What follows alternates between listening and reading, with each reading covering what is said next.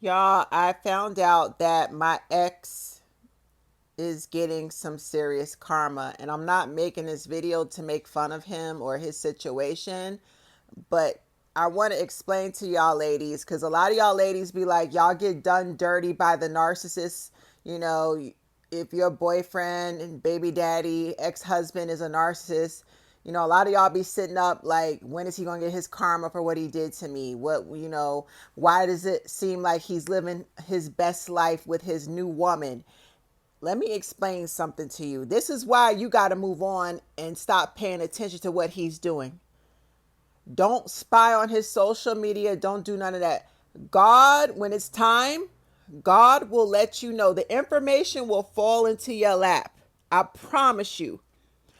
Word will get back to you some type of way. Somebody will send a message some way, and God will show you what negative things your ex is going through.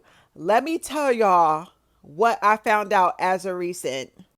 Now, this is my ex, and I will never, announce his name because I'm just so embarrassed. I'm just so ashamed that I gave this man the time of day, that I trusted and believed him when he came looking for me, because I wasn't looking for him. He went to prison. That should have been my red flag right there, because I don't deal with men from prison, but I made an exception for him because we had gone to school together back in the day. He put his sister up to contacting me, getting my phone number through Facebook. And this is why I really don't mess with Facebook. I just think Facebook is full of narcissists. That's the narcissist playground where all the messy people, all the people that peaked in high school and didn't go no further than, they going through, arrested development. They 40 and 50 years old, but they still think they in high school. It's that type of mentality on Facebook. And that's why I don't fuck with too many people on Facebook. But yeah, he sent his sister to message me to get my number to reconnect with me. And the story I got was, oh, I turned my life around. I seen the light. You was the girl I always should have got with. You're doing so well. Yeah, while he was locked up, I'm in New York doing my thing, modeling career, you know, um, interning for the top radio station in the nation, Hot 97. Like, I had mad shit going. And he saw that. And, ladies, these men will watch you. They're predators. He's a predator. He's 100% a predator. Monitored me from a distance for many years, and I didn't realize it. And his plan, his agenda was to once he got out, he humbled me. He wanted to humble me. I gave this fool a chance, and I would say within 4 weeks, he was putting his hands on me. That was back in 2019. Well, word got back to me this week that he was locked up. He was locked up last month, May, for 3 weeks. And you want to know what he was locked up for? I'm going to say allege. I'm going to put allege in front of all this. But I actually did the Google search and I pulled up his mugshot. I went to the website where, he was held, the correctional facility. It's there. I read it, I saw it, and I'm just like, my mouth just fell to the floor. He got locked up for first degree SA. He raped a woman. Yeah. And I believe it because when I was with him, he strangled me and beat me.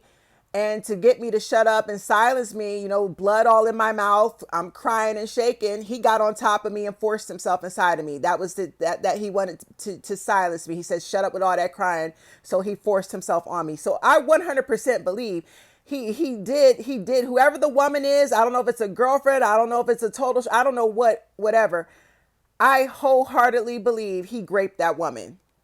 Okay. That's the first charge. The second charge, they got him for kidnapping. So he kidnapped the woman and raped her. That's what this is giving. And he has assault and battery first degree charges on top of it. All this was underneath his mugshot. His bail was set to 60.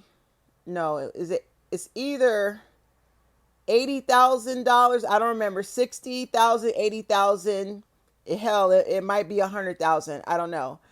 The information is there.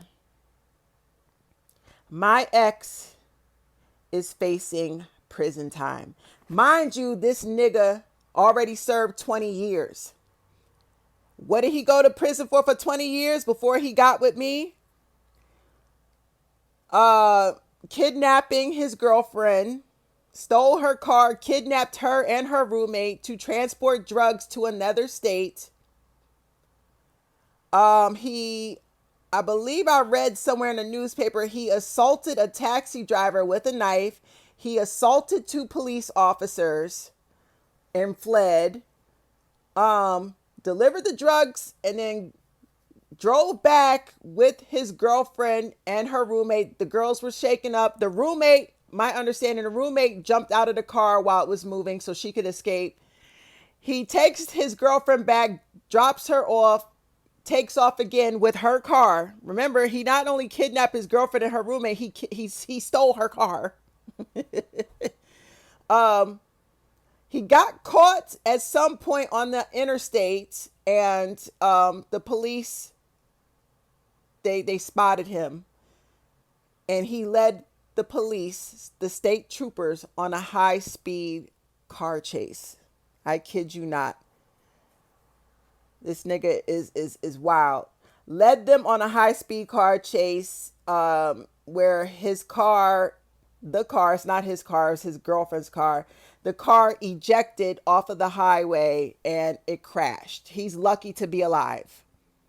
He was ejected from the car and cut up real bad from the glass and stuff, but he survived. And the police got him, transported him to the hospital, where he recovered. Once he recovered, they took him straight to prison. They wanted to give him 40 years because remember, he assaulted police officers. He assaulted a taxi driver at knife point. He kidnapped 2 women, stole a car, transported drugs. He was all over the news. They wanted to give him 40 years. He got 20. Mind you, I didn't know nothing about this shit the whole time when the shit happened. I just learned about it when me and him got together, after we got together. When he started telling me bits and pieces about the story, and I said, wait a minute, when did that happen?